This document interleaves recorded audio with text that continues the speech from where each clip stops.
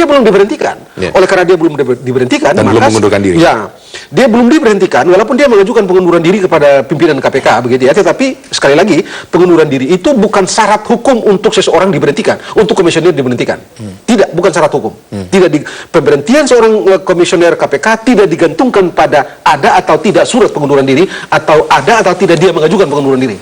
Asal dia berstatus tersangka, berhenti. Faktanya sampai sekarang kan Pak Bambang Wijoyanto belum diberhentikan, dan oleh karena itu dia masih sah melakukan tindakan-tindakan hukum sebagai komisioner. Baik. Apalagi kalau yang tadi kayak Ralf bilang, mereka-mereka yang lain itu belum berstatus tersangka. Toh kita ini masih berputar-putar pada soal isu, pada rumor dan segala macam gitu kan. Kita nggak bisa begitu. Dugaan demi dugaan. Dugaan demi dugaan kan nggak bisa begitu juga. Setuju? Tidak setuju? Masih bisa tetap berfungsi secara maksimal? Ya kalau gini, berfungsi maksimal itu tentu tidak hanya mengenai jumlah orang, tapi suasana kebatinan juga mempengaruhi orang bekerja secara maksimal. Dengan kondisi internal KPK hari ini, kita lihat semua sibuk dengan posisi mereka-mereka sebagai tersangka. Pimpinan KPK ini tentu itu akan mengganggu konsentrasi, mengganggu fokus untuk bekerja dalam upaya membatas korupsi ini. Jadi tidak hanya sebatas tadi jumlah. Jumlah tentu ikut menentukan. Kalau tinggal satu orang atau dua orang saja, sebenarnya itu sudah tidak memungkinkan KPK bekerja secara maksimal. Oleh karena itu memang kalau melihat kondisi hari ini, Presiden harus memberikan perpu ya, karena kalau BW tersangka itu sebenarnya harus diberhentikan karena berhenti sementara undang-undang 32 ayat 2 itu mengatakan bahwa kalau tersangka bisa diberhentikan sementara, kemudian ayat 3-nya dengan keputusan Presiden. Nah harusnya Presiden sudah mengambil alih untuk mengatakan saudara BW diberhentikan sementara, sehingga tinggal 3 orang, dan kemudian saya pikir perpu bisa diterbitkan untuk mengisi 2 orang yang ada 1 orang yang meninggalkan kekurangan dari jumlah 5 orang anggota KPK itu.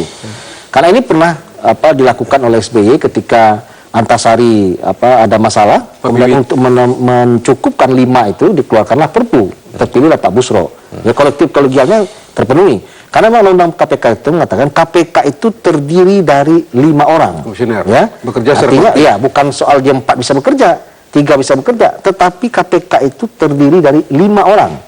Nah hari ini kalau kita tahu bahwa 1 memang sudah habis Pak Busro, kemudian yang kedua Mas PW menjadi tersangka. Tentu kemudian memenuhi ketentuan pasal-pasal di Undang-Undang Tindak Pidana Pemberantasan Korupsi itu ya harusnya Presiden sudah bisa memberhentikan sementara Mas BW. Nah, oleh karena itu tentu menurut saya dalam kondisi seperti ini perlu Presiden menerbitkan perpu untuk mengisi kekosongan itu sambil nanti menunggu pansel dibentuk dalam waktu dekat atau dipercepat pembentukan pansel untuk memilih anggota KPK yang baru.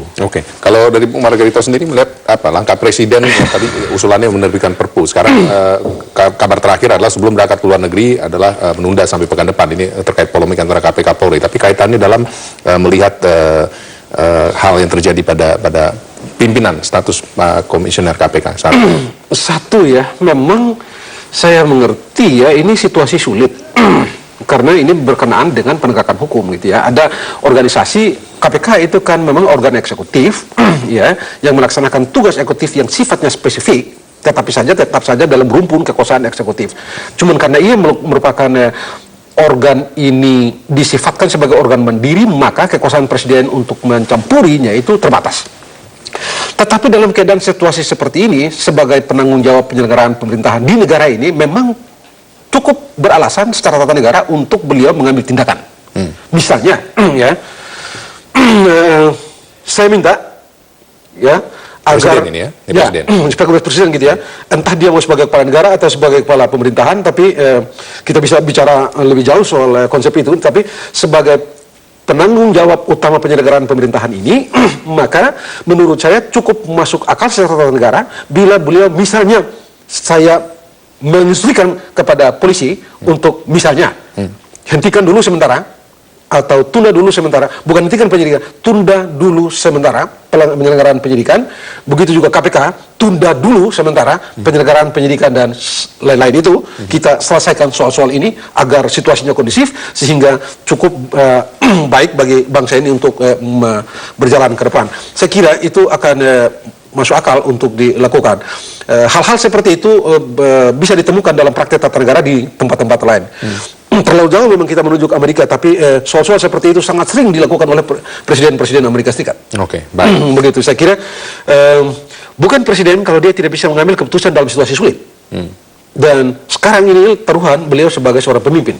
Okay. Dan menurut saya ini betul-betul ada kebutuhan untuk beliau muncul sebagai seorang pemimpin dan menyatakan bahwa saya berdiri di atas segalanya dan saya bertanggung jawab terhadap situasi ini, dan oleh karena itu saya mengambil tindakan seperti ini. Oke, itu yang dinantikan publik, tindakan konkretnya seperti apa, tapi kita harus menunggu sampai pulang dari lawatan luar negeri. Lalu nanti pertanyaannya juga akan seputar komite etik yang juga masih menjadi wacana sekarang, apakah perlu dibentuk di KPK. Kami lanjutkan perbincangan sesaat lagi.